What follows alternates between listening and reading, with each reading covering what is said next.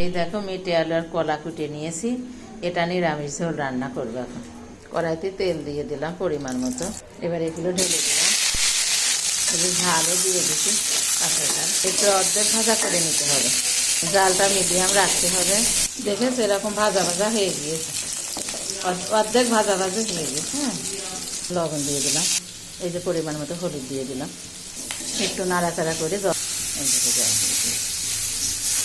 এই যে দেখো ফুটে উঠেছে, এবার ঢেকে দেবো একটু, কিছুক্ষণ এইভাবে ফুটবে।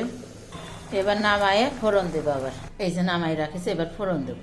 এই যে কড়াইতে তেল দিলাম একটু পরিমাণ মতো, শুকনো ঝাল দিয়ে দিলাম, এবার 5 ফোড়ন দিয়ে দিলাম, এবার ঢেলে দিলাম।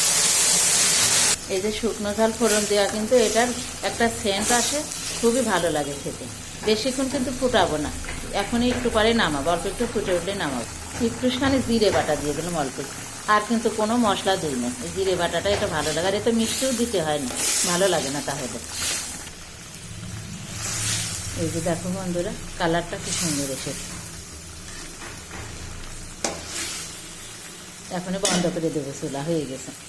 এই যে দেখো হয়ে গেছে, এভাবে খেয়ে দেখো, খুবই ভালো লাগে খেতে। এটা ভালো হলে কমেন্টে জানা একটু, যদি ভালো লাগে তোমাদের।